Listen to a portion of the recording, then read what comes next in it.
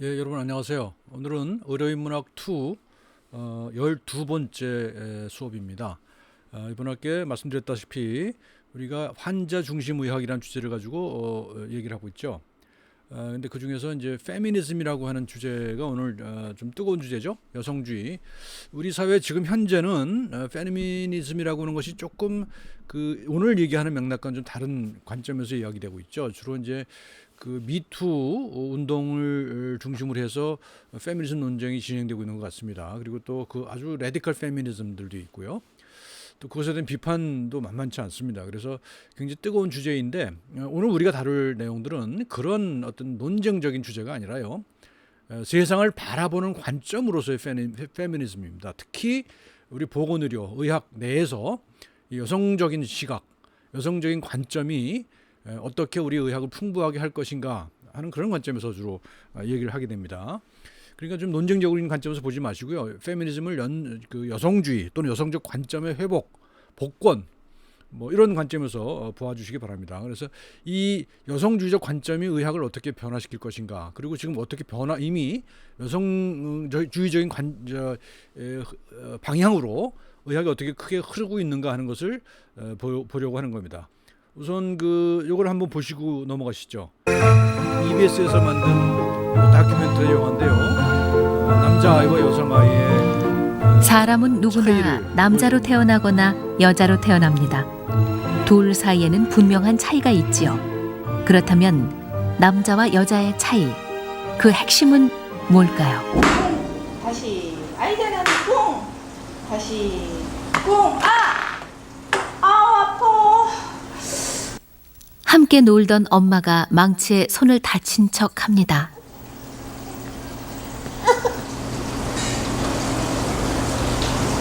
엄마 아픈. 아이는 엄마가 다친 게 마치 자기 잘못이기라도 한 것처럼 울먹이더니 싫어? 급기야 울음을 터뜨리고 맙니다.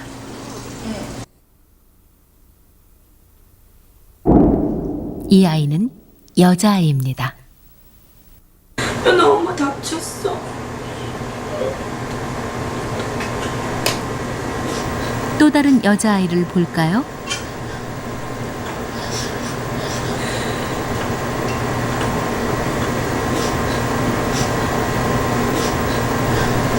이 아이 역시 바로 반응이 나옵니다.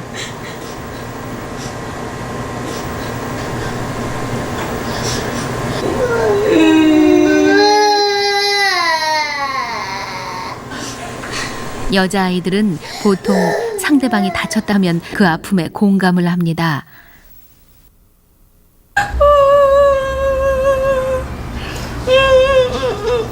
그럼 남자아이를 한번 볼까요?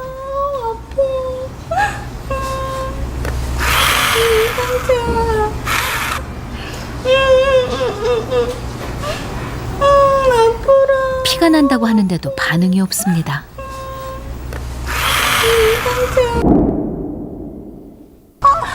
너무 아프다. 이 아이는 다를까요?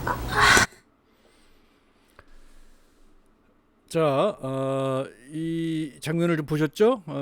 이 장면을 보고 우리가 오늘 수업 내용들을 한번 챙겨보도록 하십시다. 자, 의학의 상징이라고 할 수 있는 것은 뭐가 있을까 생각해 보십시다. 우리나라의 그 의과대학은 대부분의 의학의 상징이라고 그러면 히포크라테스의 상이 서 있죠. 되게 흉상 또는 입상이 서 있는데요. 이 대학은 네덜란드 네이미히엔이라고 하는 곳에 있는 의과대학입니다. 아주 오래된 의과대학이고 의철학이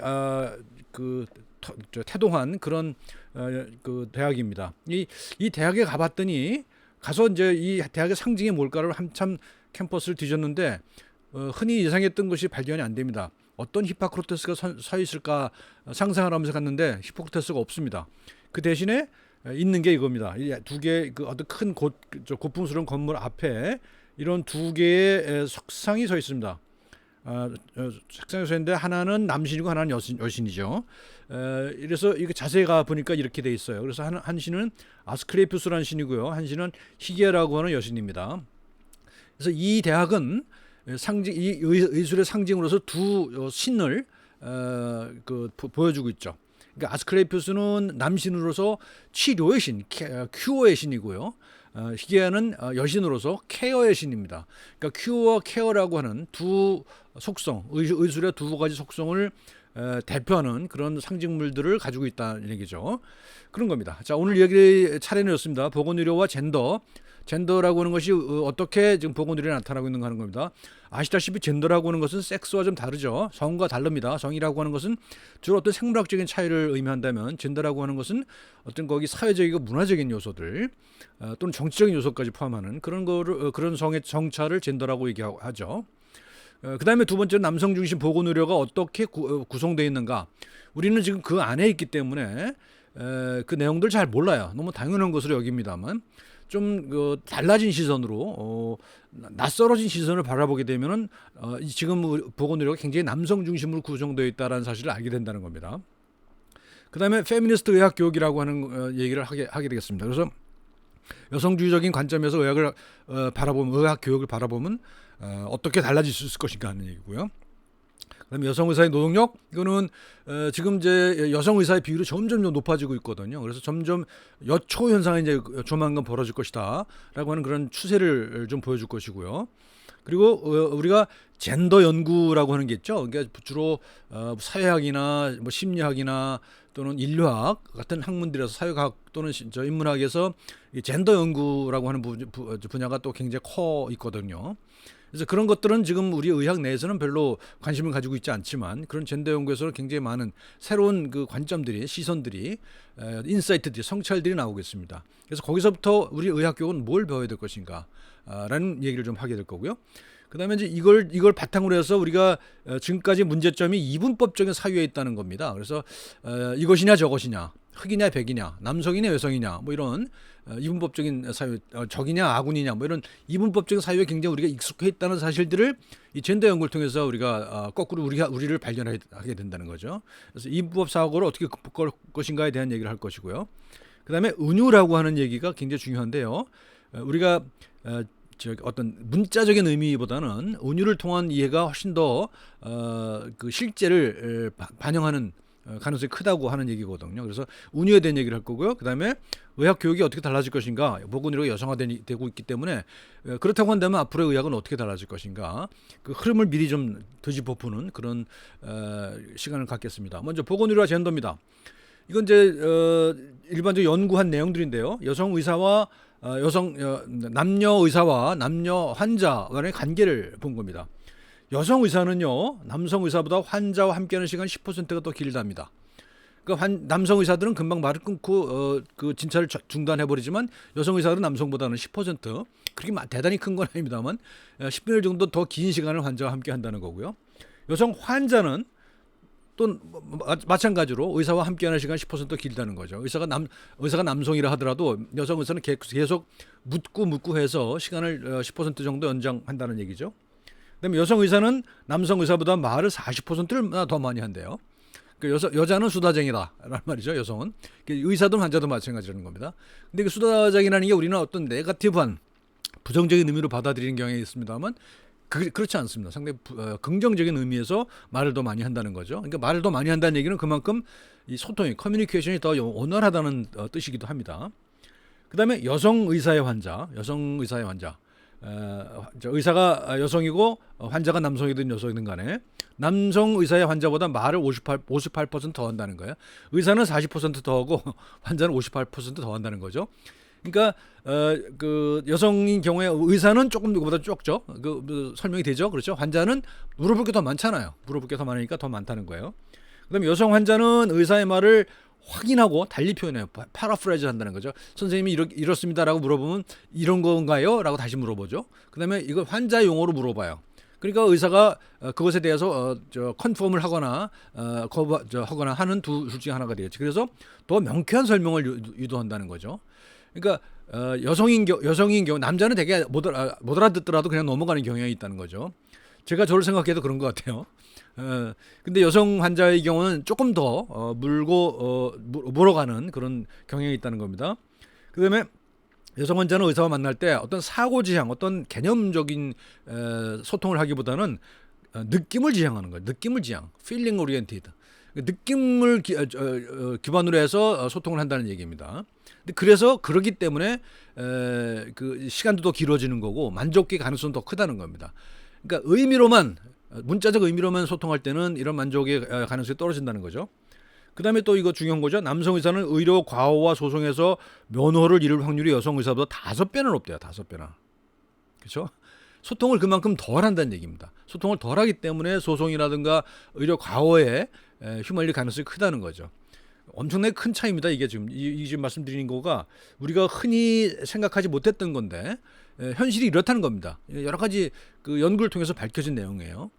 그러니까 여기서 뭐 어떤 걸 읽을 수가 있을 것 같습니까, 여러분? 그러니까 여성적인 가치가 그런 태도가 그런 소통 방식이 의료의 앞으로의 의료에서 상당히 중요해진 거라는 생각을 하게 되겠죠. 그간의 의료라는 것은 굉장히 어떤 개념 중심적이고 언어 그대로 해석되는 그런 것이었다고 한다면 앞으로의 의료는 소통이 중요한 그런 시대가 될 거라는 거기 때문에 그렇습니다. 자, 남성 중심 보건 의료는 그러면 어떻게 탄생했는가 하는 거예요. 이건 이제 우리 원근법이라고 하는 것과 상당히 관계가 있습니다. 원근법이라고 하는 것은 여러분들 당연히 있는 그대로의 풍경을 그리면 반드시 그거는 원근법이다라고 여러분 생각하는 경향이 있잖아요. 그것이 당연하다고 생각하지만 예전의 그림들을 보게 되면 전혀 그렇지 않습니다. 그래서 원근법이 도입된 거는 주로 이제 르네상스 이후거든요. 서양에서. 동아시아에서는 뭐 19세기까지도 잘 도입 안 된 경우가 많이 있습니다. 그래서 원근법이라고 하는 것이 굉장히 특별한 의미를 가지는 거죠. 왜냐 어떻게 특별한 의미를 가지느냐? 보이는 자, 보는 자, 뷰어의 관점이 강조된 거죠. 과거의 그림에서는 뷰어의 관점이 아니라 이 대상을 중심으로 하는 대상이 아주 중요한 역할을 하는 그런 그림을 그렸다는 겁니다. 그렇지만 원근법이 도입됨에 따라서 보는 자가 훨씬 더 중요해졌다는 거예요. 보는 자의 눈이 훨씬 더 중요해졌다는 거고 그래서 이거는 뭐냐면 자연을 대상화했다는 겁니다. 자연을 대상화해서 바라보기 시작하는 거죠. 그래서 풍경을 그리더라도 원근법을 그리잖아요. 근데 여기서 은근히 어떤 젠더화된 게 드러난다는 거죠. 우리는 보통 그 서양의 언어에서는 자연을 여성으로 표현하잖아요.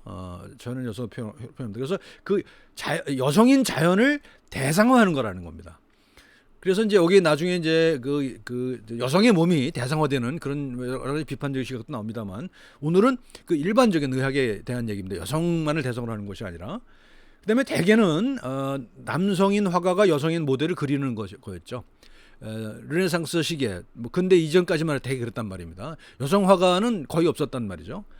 그래서 이게 이제 여성인 자연을 대상화하기도 하고요. 여성의 몸 그 자체를 대상화하기도 합니다. 이 의학에 들어오면은 여성의 몸을 대상화하는 그런 관점이라는 겁니다. 그래서 여기서는 이렇게 되거든요. 눈, 남근, 차가운 논리, 수술칼 이게 다 남성적인 그런 시각이라는 거죠. 그래서 이런 것이 원근법이 탄생이라고 하는 것이 남성 중심적인 관점을 이렇게 표상하는 그런 거라고 볼 수 있는 겁니다. 그래서 남성 중심의 의학적 시선이 여태까지 지금 현대 의학을 지배하고 있다라는 겁니다. 그건 우리가 그 의사들의 그 대다수가 남성이라는 것을 통해서도 드러나고요. 여러 가지 많은 것들이 통해서 알 수가 있습니다. 그래서 남성 중심의 의학적 시각인데 남성 중심인 경우에 이제 어떤 문제가 생기느냐? 남성 의사들은 뭐 여성 의사도 마찬가지로면 수많은 고통을 목격하잖아요. 환자의 고통을 목격할 수밖에 없습니다. 그래서 이게 이제 우리가 앞에서 얘기했던 empathy decline, 그러니까 공감 능력 쇠퇴. 입학했을 때보다도 졸업할 때 훨씬 공감 능력이 낮아진다라고 하는 그런 조사 결과가 있거든요. 그건 뭐냐?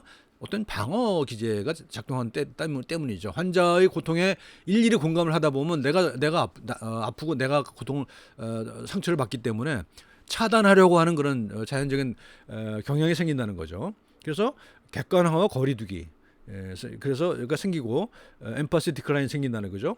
그다음에 특히 이제 남성 같은 경우, 여성 같은 경우에는 그것들을 나름대로 해소할 수 있는 여러 가지 방법이 있어요. 막 수다를 떤다든지, 어떤 다른 그 관계를 유지한다든지, 뭐 이런 것들이 있는데 남성은 그렇지 못하기 때문에 알코올 중독이 많고 약물 중독이 많죠.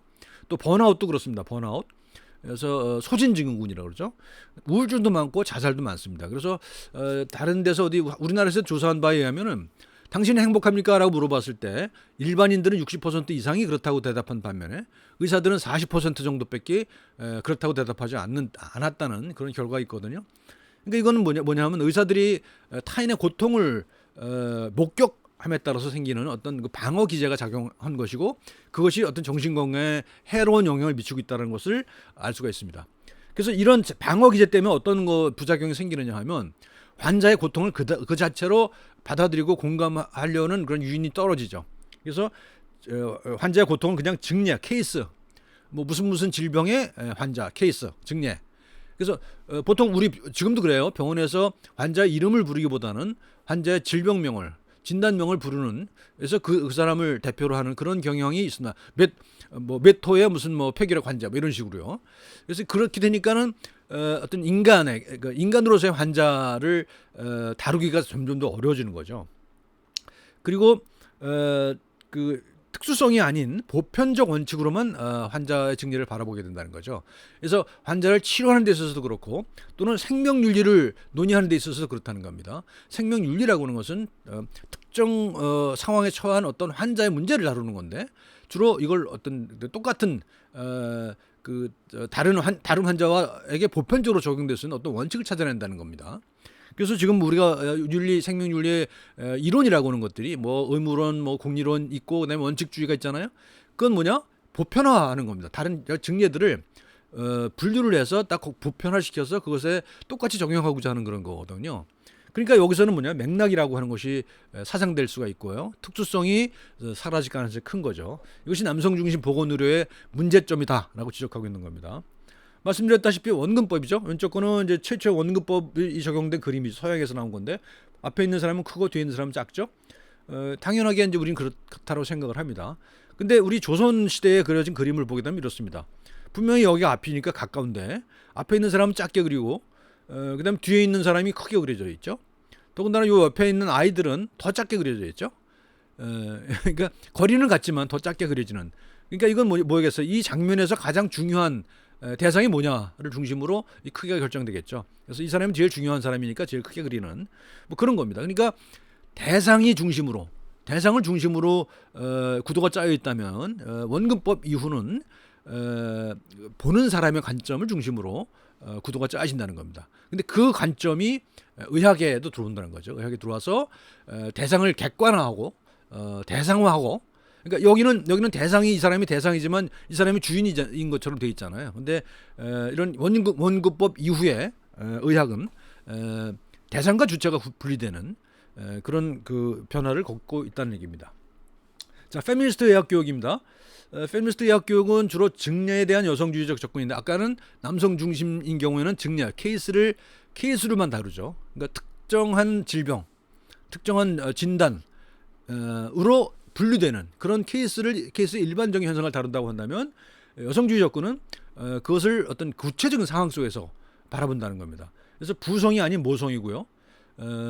그다음에 권위와 통제가 아닌 돌봄입니다. 케어입니다. 케어를 중심으로 본다는 겁니다. 근데 지금까지의 의학은 지금도 여전히 그렇습니다만 권위와 통제죠. 질병을 통제하는 거잖아요. 질병 그 통제센터 가 있잖아요. 질병을 통제한다고 하잖아요. 질병을 객관화해서 통제하는 것이 일반적인 남성적인 시각의 그 주류 사유라는 거죠. 그게 틀렸다는 게 아니라 이제 그것도 남들의 상당한 많은 의미를 가졌지만 여성주의적 접근을 하게 되면은 또 그 이외에 새로운 통찰을 얻을 수 있다라고 하는 얘기입니다.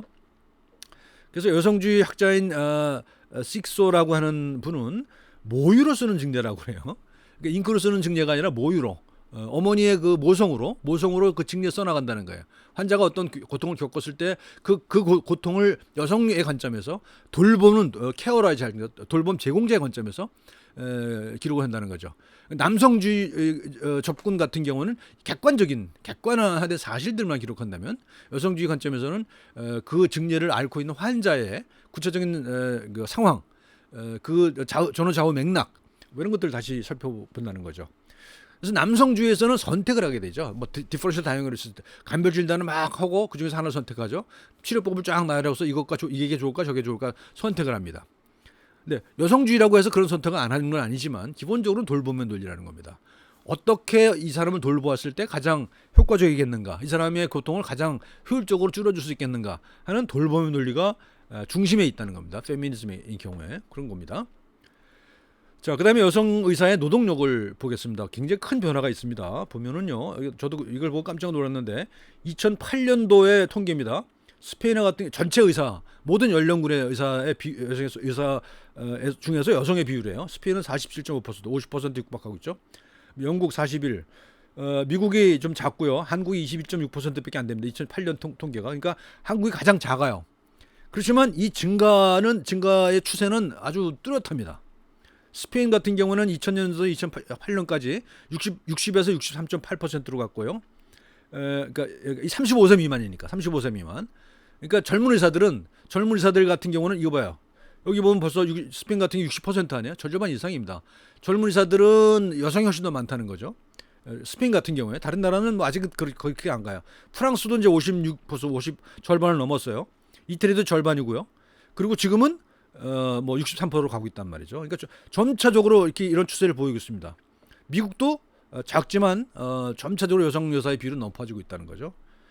뭐 한국은 아직 21.6% 뒤에서 봅니다만 이것도 한국도 굉장히 빠른 속도로 증가하고 있습니다. 절대적인 양은 수는 적지만 퍼센트는 적지만 한국도 굉장히 빨리 증가하고 있거든요. 이거 뭘 의미하느냐? 여성 의사가 많아진다는 얘기는 뭐 여러 가지 많은 의미가 있을 수가 있어요. 뒤에 설명하는 것처럼 여성주의적 관점이 의학에 도입된다는 것도 있고요. 또 한 가지는 이제 노동력의 관점에서 보면 여성 의사들의 경우는 노동 시간이 보통 남성의 85%밖에 안 된대요. 한 15%덜 일을 한다는 거죠. 이렇게 되면 어떤 그 노동 분업에 있어서 어떤 변화가 분명히 생기겠죠. 여성이 대다수가 된다면요. 그렇죠? 그러니까 점차적으로 이 남성에게도 영향을 미칠 거라고 생각을 해요. 그리고 실제로 영국 같은 데에서는 남성이 주로 추구하던 커리어, 그러니까 뭐 외과 같은 거 있잖아요. 거기도 이제 우리도 그렇습니다만 외과 같은 데를 남성도 좀 꺼려하는 그런 경향이 생기고 있죠. 전 세계적으로 마찬가지입니다. 우리도 마찬가지입니다만.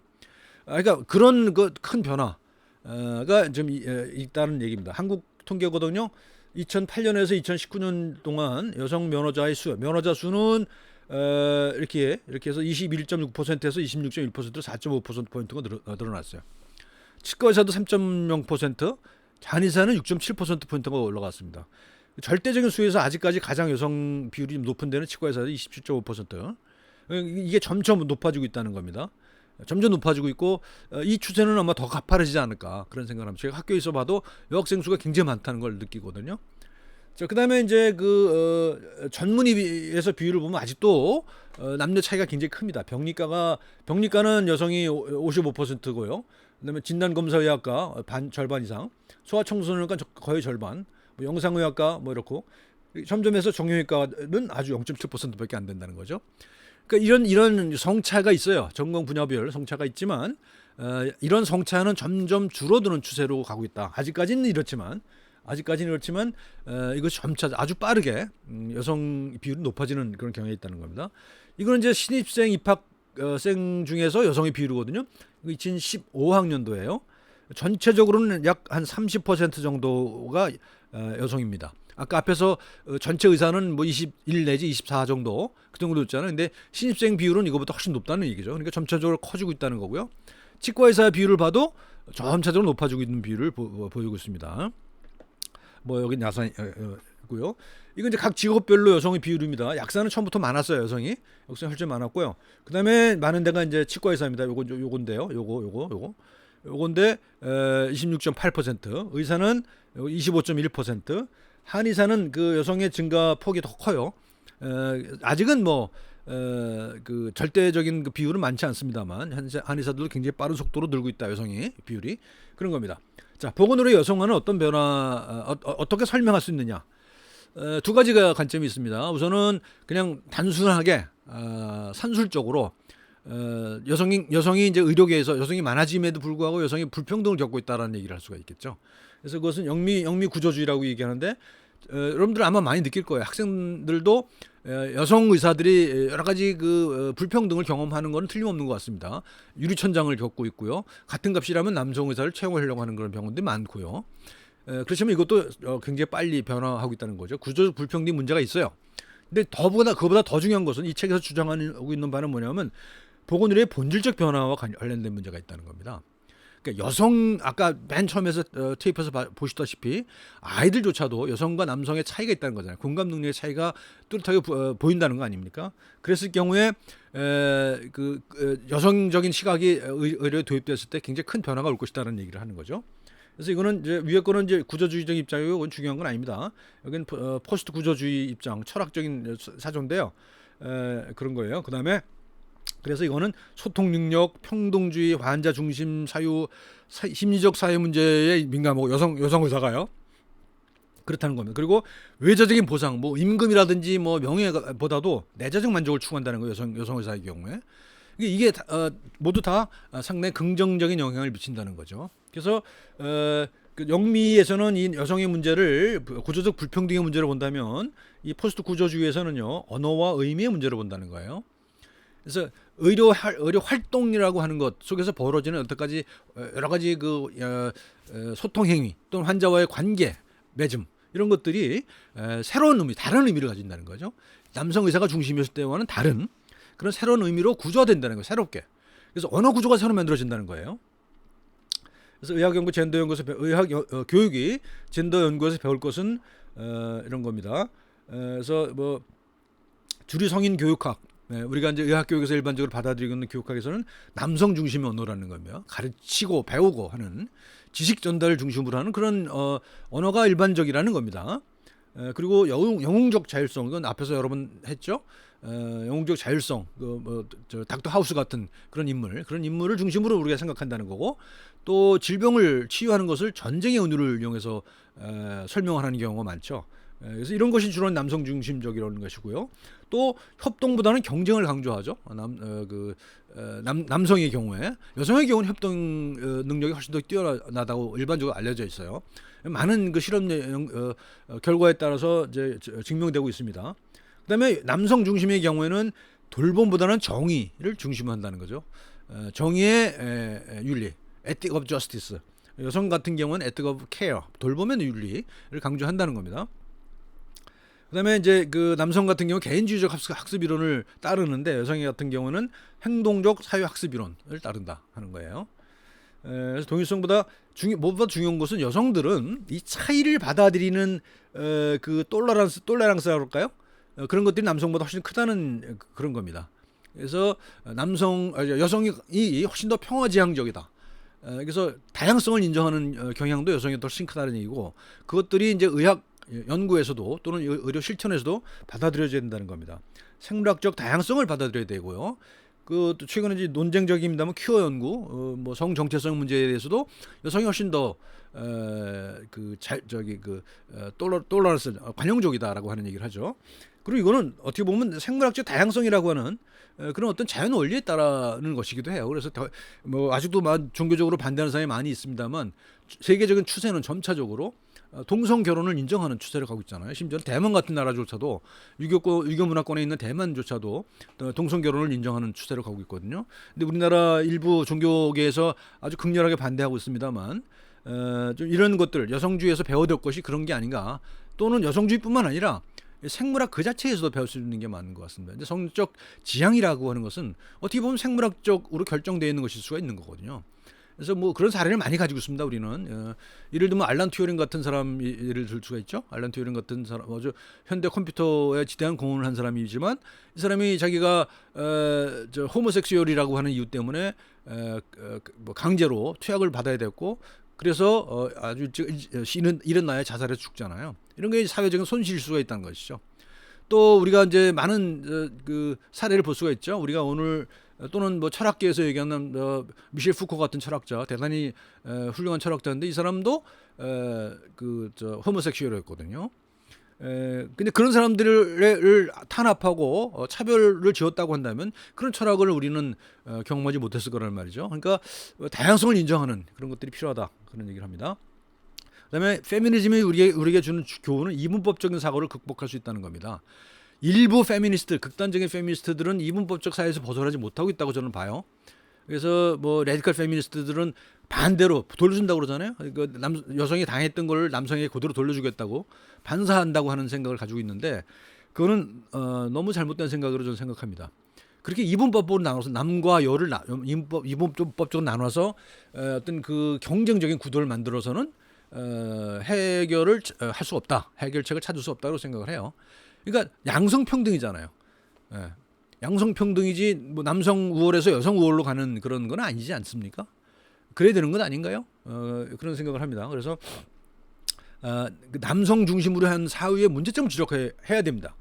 그러니까 이분법적인 사유가 중심에 있어서 남성에 있어서 남성과 여성을 구분하고 건강과 질병을 구분하고 건강이냐 협동이냐 이성이냐 감성이냐 자유냐 타이루냐 그다음에 의사 입장이냐 환자 입장이냐 이렇게 구분해서 생각했거든요. 근데 여성적인 입장에서 보면 이런 구분이 거의 사라진다는 겁니다. 이런 구분이 사라진다는 거예요. 그래서 모두 현대 철학에 있어서도 현대 철학의 일치되는 흐름은 이런 구분들을 점차 없애가고 있다는 그런 흐름이 있는 거죠. 예를 들면 뭐 자크 데리다의 뭐 해체주의 같은 거 그런 구분 없어져요 거기서는. 그리고 뭐 우리가 이제 다른 철학에서 얘기합니다만 깡길렘이라는 철학자가 이제 건강을 정의하잖아요. 건강을 정의할 때도 건강과 질병을 연속으로 봅니다. 그리고 그런 철학자들뿐만 아니라 우리가 과학적인 논쟁에 있어서도 그것이 연속으로 바라보는 경향이 많이 있다는 겁니다. 그래서 내 속의 너를 바라봐야 된다는 거죠. 그래서 그리고 이 여성주의적 가치가 바로 이거라는 거예요. 내 속의 너, 자아 속의 타자 이런 거죠. 그래서 그 관계를 중요시하는 그런 거고요. 그다음에 배울 때도 우리가 남성들은 주로 롤 모델을 세워서 그 사람을 따라하기를 잘하는데 여성들은 맥락 속 배움을 더 중요시한다는 거고 맥락 속에서 배우기를 더 잘한다는 거죠. 그러니까 누구를 따라서 하기보다는 그 사람이 어떤 환경에서 어떤 그 관계를 만들고 있는가 하는 것을 더 중요하게 생각한다는 거죠. 그래서 개인과 자율성은 이 남성이라고 하는 남성적 가치라고 한다면 관계와 맥락이 여성적 가치라고 보기할 수 있는 거죠. 그다음에 이제 크리스테바라고 하는 이제 페미니스트 철학자가 한 얘기죠. 자아 이미지가 불안정하다는 것. 그러니까 우리는 지금까지 어떻게 생각했냐면 자아를 확고히 세워야만 내가 제대로 된 인간이 될 수 있다고 배웠거든요. 근데 가만히 생각해 보면 확고한 자아라는 게 과연 있을 수가 있는가 물어볼 수가 있는 거죠. 그래서 오히려 자아 이미지가 불안정한 것이 오히려 자아를 더 잘 파악할 수 있게 되는 그런 계기다 이런 얘기를 하거든요. 마찬가지입니다. 그러니까 의사가 의사로서의 정체성을 고정된 정체성을 가지고 환자를 대한다고 한다면 얻을 수 없는 것을 자아 정체성이 좀 다소 유연할 경우에 훨씬 더 환자하고의 소통에서 더 유연할 수 있다 그런 얘기를 하는 거죠. 자, 몸을 보는 관점의 변화를 역사적으로 한번 쭉 정리를 해봤습니다. 고대에는 참여하는 몸이에요. 그러니까 우리가 그 서양 문화의 토대라고 하죠. 호메로스의 일리아드 오디세이 서사시 이걸 보게 되면 거기 나오는 영웅들은 이 세상에 그냥 참여하는 자들입니다. 자기 자아 정체성이 없어요. 자세히 읽어보면 자아 정체성이 없고 떠밀려서 이건 떠밀려서라는 표현도 좀 이상하죠.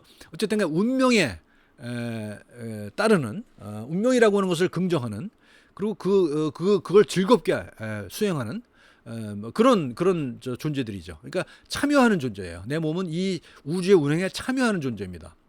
참여하는 존재예요. 그래서 우리가 알고 있는 그런 일반적인 모목은 다릅니다.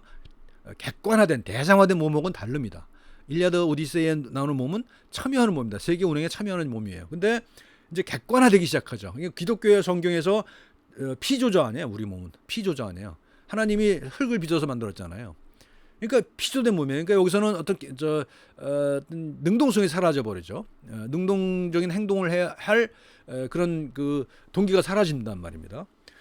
그러다가 이것이 이제 근대로 넘어오면서 데카르트의 몸은 몸과 마음을 구분하잖아요. 그래서 몸이 그게 기계가 돼 버립니다. 데카르트 뉴턴에 의해서 수학화된 몸, 기계화된 몸을 사용하게 되죠. 그러니까 이 두 개의 경우는 굉장히 수동적인 몸이죠. 수동적인 몸입니다. 그래서 이 수동적인 몸을 우리가 개념화함으로 해서 근대 의학이 아주 눈부신 발전을 한 것도 맞아요. 그렇지만 여기서 능동성이 사라져 버리잖아요. 그래서 여러 가지 문제가 발생합니다. 그래서 나온 게 이제 19세기에 진화하는 몸이죠. 다윈이 나타나면서 우리 인간의 몸과 동물의 몸과의 경계가 좀 허물어지죠. 동물로부터 진화해온 인간이 되니까. 그래서 그 경계가 사라지고 그다음에 이제 뭐 니체나 깡기령 같은 철학자들에 의해서 치유하는 몸은 그냥 주어진 것이 아니라 끊임없이 환경과 상호작용하면서 또는 다른 몸과 교류하면서 새로워지는 그런 존재가 되는 거죠. 그러니까 이 역사적으로 볼 때 큰 흐름이 그렇다는 거예요. 참여하는 몸에서 그다음에 객체로서의 몸이 됐다가 그다음에 변화하는 몸, 그다음에 점점 나아지는 몸, 치유되는 몸, 치유하는 몸 이렇게 변화하고 있다는 겁니다. 이런 큰 흐름을 아마 봐야 우리는 의학의 미래를 예상하는데 이 흐름 속에서 보아야 될 것 아닌가 그런 생각을 합니다. 그래서 이런 몸의 관념에 따라서 질병을 관리하는 전략도 달라졌죠. 1960년대엔 전염병을 퇴치하는 전략이 우세했죠. 그래서 한때는 우리는 전염병은 이제 완전히 극복했다라고 선언하기 직전까지 갔었죠. 그렇다가 다시 그렇지 않다는 걸 알게 됐고 지금 아시다시피 요즘 우리는 전 세계가 어마어마한 팬데믹에 시달리고 있죠. 그다음에 1970년대까지만 하더라도 이것은 이렇게 극복해야 될 대상으로 생각했어요. 또는 이겨야 될 적으로 생각했어요. 그래서 암과의 전쟁을 선포하죠. 미국 같은 게 미국의 얘기죠. 미국이 암과의 전쟁을 선포했습니다. 1970년대 닉슨이었나요? 그렇지만 뭐 어느 정도 성공을 하긴 했습니다만 그 완승 거두지 못하죠. 그래서 암을 완전히 극복하지 못합니다. 어느 정도 관리를 할 수 있었지만 완전히 퇴치하지 못했죠. 그래서 나온 전략이 이제 길들이기 전략입니다. 90년대 이후로 질병은 정복하는 대상이 아니 정복의 대상이 아니라 길들여야 될 그런 나의 실존이다 하는 생각을 가지게 되죠. 그러니까 이것과 이제 어떤 페미니즘이 의학에 들어오는 것과 상당히 관련이 있다고 볼 수가 있습니다. 이 위 전략들은 전염병을 퇴치하고 암과의 전쟁을 선포하는 거는 굉장히 남성적인 거잖아요. 근데 이것이 남성적인 전략이 어느 정도 성공했지만 여전히 그 퇴치하지 또는 정복하지 못한 대상들이 있다는 걸 알게 되면서 관리 전략으로 돌아서면서 여성적 가치가 중요해지기 시작했다고 볼 수가 있는 겁니다. 그래서 남성적 전략은 공격하고 퇴치하는 전쟁의 메타포였다면 여성의 전략은 공감하고 돌보고 길들이는 이런 전략으로 전환되었다라고 볼 수가 있죠. 자, 그래서 유연한 사고와 은유의 활용, 페미니즘의 언어로 생각을 했는 거. 언어라고 하는 얘기는 생각 자체를 그걸로 한다는 얘기죠. 그러니까 지금 우리 의학 속에 들어와 있는 언어들은 굉장히 남성 중심적인 언어라는 겁니다. 그래서 이 언어를 바꿔야 된다라는 거죠. 그러니까 언어를 바꾼다는 얘기는 사유의 틀을 바꾼다는 겁니다. 그래서 페미니즘의 언어는 은유로 충만한 언어예요. 은유로. 보통 우리가 선생님이 어떤 현상을 설명할 때 대개 비유를 많이 하죠. 이건 뭐와 같은 거야. 뭐로 생각해봐라고 하잖아요. 그게 이제 은유적 사유거든요. 근데 최근에 이제 인지언어학 같은 경우에서 나오는 그 주장들이 뭔가 하면 우리는 기본적으로 생각이라고 하는 것을 할 때는 기본적으로 은유적으로 한다는 거예요. 그러니까 명제적으로 사유하지 않는다는 겁니다. 명제적으로 하면 뭐 A는 B다 이런 식으로 생각한다고 여태까지 봤잖아요. 근데 우리 사유의 기본적인 틀은 그런 게 아니다. 논리적인 틀이 아니라는 거예요. 논리적인 그 이분법으로 이거냐 아니냐라고 나누는 게 아니라 은유를 통해서 그 은근하게 그 주변에 그 스며 있는 그 의미 구조를 파악한다는 겁니다. 그래서 이것은 이 은유로 파악하는 것은 여성적이기도 하다는 얘기죠. 그리고 이제 남성적인 것이 실증적이죠. 그 과학적 사실이 있어? 그 사실과 부합해라고 묻죠.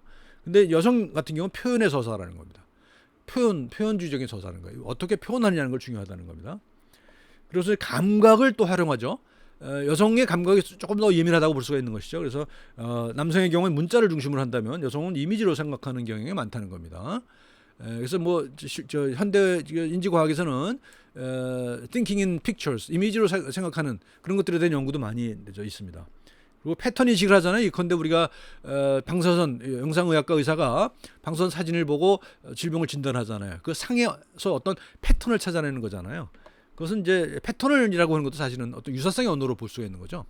유사성의 언어로 보는 것이 명제적 언어로 보지는 않잖아요. 그림을 보고 판독하는데 그걸 논리적인 언어로 보지는 않잖아요. 논리로 언어를 구분하지 않는단 말입니다. 유사성의 언어로 보는 거예요. 못 같다. 어떻게 같다. 무슨 뭐 이러면 그런 표현이 많이 있거든요. 뭐 스트로베리 뭐 어쩌고 그런 이미지를 표현하는 말들이 있단 말입니다. 뭐 허니컴 어피어런스 뭐 이런 식이에요. 그래서 무슨 뭐 벌집 같은 모양이다. 뭐 이런 식으로 은유로 표현할 수밖에 없는 거죠. 우리가 이미지로 표현할 때는 그렇잖아요. 그렇다는 겁니다. 그다음에 여성화된 감각의 서사. 라는 거죠. 그래서 감각적으로 서사를 이야기를 하게 되면은 열린 사유를 하게 될 수 있다는 겁니다. 그래서 명제적으로 하면은 딱 끊어지잖아요. 명제적으로 하면 끊어지지만 감각의 서사는 감각이 계속 이어진다는 것이죠. 그래서 그것은 그 어떤 딱딱 끊어지지 않는 예측 불가능한 그런 그 사람으로서의 환자를 우리가 사유하게 된다는 거죠. 그리고 합리적 논증보다는 문학적 감각을 발휘한다는 겁니다. 그래서 지금 서사의학이라는 그 얘기를 지난번에 우리가 했나요? 앞으로도 하게 될 건데 서사의학이라고 하는 것이 바로 이런 문학적 감각을 키우는 그런 방법인 거죠. 자, 보건의료가 여성화되면 의학교육도 달라질까? 마지막 슬라이드입니다. 의학은 여성에 더 적합해요. 지금까지 봐왔죠? 의학 지금까지 앞으로의 의학 지금부터의 의학은 여태 지금까지의 의학은 남성에 더 적합한 의학일 수 있었습니다. 그리고 굉장히 성공적으로 운영되어 왔어요. 근데 앞으로의 의학은 여성에게 더 적합한 의학일 거라는 겁니다. 그리고 그런 변화는 이미 시작됐다는 거죠. 그런데 여성에게 더 적합하지만 여성이 진입하기는 더 어렵죠. 왜냐하면 또 사회적 구조가 아직은 남성 중심으로 되어 있기 때문에 그렇다는 겁니다. 이게 문제죠. 다른 문제는 이런 겁니다. 지금까지 말씀드린 걸로 얘기한다면 의학 교육이 상당히 여성주의적인 입장이 도입돼서 새롭게 변혁된다는 그런 당위적인 생각을 하는데 문제가 있다는 거죠. 여전히 의학 교육자 중에는 여성이 많지가 않다는 거죠. 여성이 들어와야 여성의 감각으로 그런 의학 교육을 개편하고 할 수 있을 텐데 그렇지 않다는 것. 또 아카데미 쪽에 들어가는 의사 중에는 비율로 봐도 전체적인 의사의 비율로 봐도 여성이 훨씬 적어요. 남성이 훨씬 더 많이 들어가요. 그러니까 오히려 여성화가 오히려 더디다는 거죠. 임상의학 쪽에서는 그나마 여성들의 비율은 많아지고 있지만 의학 교육 쪽에는 오히려 비율적으로도 굉장히 여성의 비율이 적다는 겁니다. 그게 문제로 지적되고 있고요. 그다음에 단순한 그 숫자로뿐만 아니라 여성주의적인 시각에서 의학 교육을 바라봐야 된다는 거죠. 말씀드린 대로 공감이나 뭐 소통 능력 이런 것들을 중시하는 여성적 가치 그것들이 의학 교육에도 도입돼야 된다는 건데 그게 좀 어렵다는 거고요. 그래서 이제 그 젠더라고 하는 건 생물학적 정체성이 아니라 역사적이고 문화적이고 언어적인 관점의 성이다 하는 걸 이제 말씀드렸죠 앞에. 그래서 이런 변화가 있어야 된다는 것이고, 그다음에 우리가 몸을 생각할 때도 물리적 실제가 아니라 은유로 파악된 몸. 그래서 명제적인 설명이 아니라 은유로 파악된 어떤 경계가 명확하지 않지만 그렇지만 훨씬 더 많은 깊이를 담고 있는 그런 사유를 해야 된다는 겁니다. 그다음에 세대 전환도 함께 고려해야 된다는 거죠. 지금 그 여성의 비율이 높아진다는 것뿐만 아니라 세대가 크게 변하고 있어요. 지금 세대는 과거 세대들이 생각했던 그런 의학에 대한 관점이 없어져 거의 사라지고 있죠. 힘든 외과는 기피하는 경향이 있고 이런 여러 가지 경향이 있다는 거죠. 이것도 이제 워크포스의 관점에서 노동의 관점에서도 우리가 정책적으로 생각을 해야 된다는 거고요. 요약하면 그런 겁니다. 우리가 이 수업이 환자 중심 의학이라는 제목입니다만 그 의학의 전체 흐름을 보면 이런 겁니다. 환자 중심으로 이제 변화가 되고 있고요. 또 지금까지는 개인 의사 중심이었거든요. 개인적인 어떤 영웅적인 의사 중심이었다고 한다면 이제는 점차 팀 중심으로 움직이고 있죠. 그래서 어떤 한 사람이 뛰어난다고 해서 그 사람이 모든 걸 다 할 수 있는 시도는 아니라는 겁니다. 그러니까 팀 중심을 하다 보니까 경쟁이 아니라 협동을 중시로 하는 시대로 가고 있다는 것이죠. 그래서 이것이 협동 중심이라고 하는 것이 나타나는 게 언젠가 잠깐 제가 말씀드렸습니다만 의과대학의 평가 시스템이 상대 평가에서 절대 평가로 바뀌고 있다는 거죠. 그러니까 경쟁 중심으로 하는 상대 평가가 아니라 협동을 통해서 서로 배워가는 그런 시스템으로 절대 평가로 넘어가고 있고, 이것이 이런 흐름의 한 와중에 있다는 겁니다. 아직 뭐 소수의 몇 안 되는 의과대학에서 그러고 있습니다만 그것이 그런 흐름을 반영하는 거라고 볼 수 있습니다. 그리고 이제 오늘 우리가 얘기했던 여성화의 흐름 이런 것들이 앞으로 의학이 진행해 가고 있는 그런 방향이라고 생각합니다. 여러분들도 아직 뭐 의학 교육을 제대로 본격적으로 받지는 않는 상태입니다만, 그래서 이해하기 더 어려울 수 있을지 모르겠습니다만 이런 큰 흐름 속에서 의학을 공부하고 또 그것을 수련해 나가면 미래에 아주 잘 적응할 수 있는 그런 의사가 될 수 있을 것이라고 생각합니다. 자, 감사합니다.